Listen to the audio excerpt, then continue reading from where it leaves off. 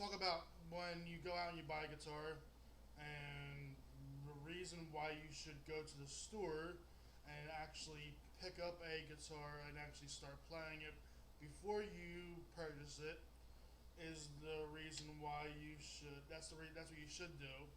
Um, I don't know any beginners. They usually don't look for like what you should be looking for when you purchase a guitar.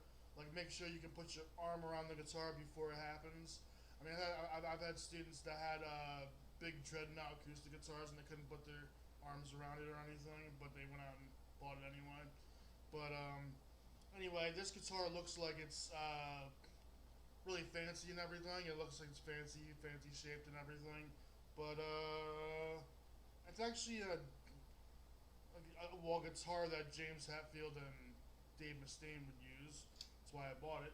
It's part of the reason why I bought it. But another reason why I bought it is because it's so comfortable. The reason why it's so comfortable, doing bar chords right here.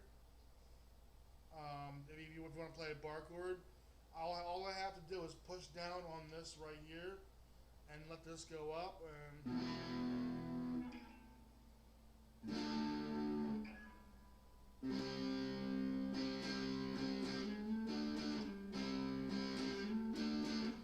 stuff like that. Like if I'm doing a bar chord, I will pick out this guitar. Like I have a Les Paul, and I will pick out like if I have a song that I want to play and it has bar chords in it or something, or if I want to play bar chords, mainly bar chords, I pick out this guitar. I like this guitar because I can just push down on it and the feel of it is pretty good, and it's not really hard to restring or anything. So that's the reason why I really do that. If I want to pick out something like that feels good for the Les Paul, like say if I want to play something with mainly chords, or if I just want to solo in it, then I'll pick out the Les Paul. But sometimes I'll pick out this guitar. This is actually a backup for my Les Paul, but I also use it for bar chords also.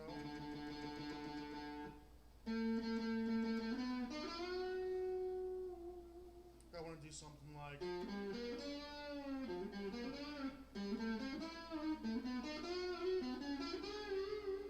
want to do something like that, I'll pick out the Les Paul or something, because the fretboard feels nice. But that's another thing with comfort. Another thing is get a strap that feels good, because I have a strap right now that I can actually push. Like this is actually an elastic strap right here. It's about, for me it's like $20. So I have it is kind of expensive, but I have a $20 strap on basically all my guitars except for my acoustic. So I just haven't had the money to go out and spend a elastic strap on that guitar. Since I'm probably gonna get a new acoustic guitar soon anyway. But I can just stretch this out and it feels really good. So I made sure. So when I bought this guitar, I bought it with an elastic strap, and then I ended up liking the elastic strap so much that I just ended up using the elastic strap on all my guitars. You gotta be like really, you gotta be a little bit experienced to know what your feel for everything is. But eventually you'll get there. Keep it up. But eventually you know what kind of strings you use. I use a certain Ernie Ball strings for my acoustic. I don't use other strings. I started out in D'Addario, and I ended up moving over to Ernie Ball. So I ended up doing all that. But yeah, just do something like what you feel for. I just use Super Slinky really. Ernie Ball Super Slinky. Actually, yeah, I use Ernie Ball Super. I tried them all. I tried them all. This is actually. I'll show you my loose strings. My loose strings right here are. This is my loose guitar strings and bass strings right here. I have all those strings that I can just say if I break a string or something, I can actually just look through these and see if I have a thing. But most of them are old, so I don't really touch them. But these are my old strings. Like these are my separated strings. Like say if I buy a pack of strings and I'm restringing it and I ended up breaking it or something. I have to get a new pack and there's no strings. I even have a few bass strings in there. I have a low B in there that I've saved up for a while, but I don't really need it because I need a special string for my short scale. That's 5 strings. But to go on to picking. Picking. I want you to pick a metronome. You can actually Google a metronome on Google. You can just Google metronome, and you'll actually get a metronome. I think I have a metronome here somewhere. Yeah, it's right here. You want to speed it up. You want to turn it on. BPMs, beats per minute. So you want to get it to at least to about 60 to 70 beats per minute. But you want to practice with that. Just practicing with a metronome. So.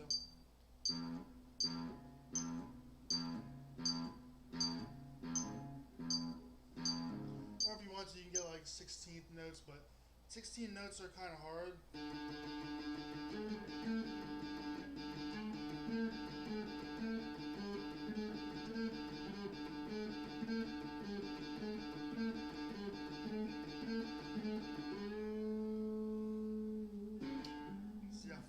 See how long you can last. I mean, mainly songs are about 3 minutes. Mainly songs are about 3 minutes. I've had 20-minute songs, 3 to 20 minutes actually. But that's 20 minutes is kind of too long though. It's a very long song. So it's probably gonna be like the average is about 3 to 7 minutes, 3 to 8 minutes, something like that. But yeah, just practice how long you can last with picking.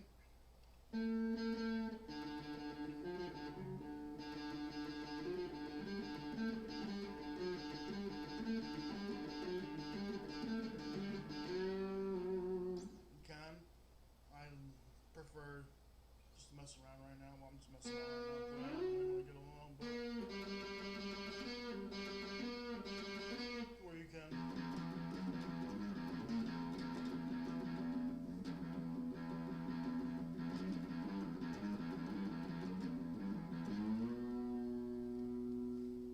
But yeah, just practice, see how long you can last with picking. I mean, your wrist does get kind of tired after a while, so. It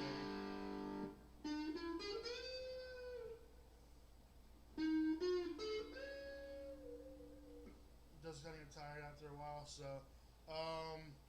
This is kind of it for the lesson. It was just on comfort and just picking real fast. I do teach on takelessons.com. If you want to sign up, if you want to watch some videos, sign up. Just let me know.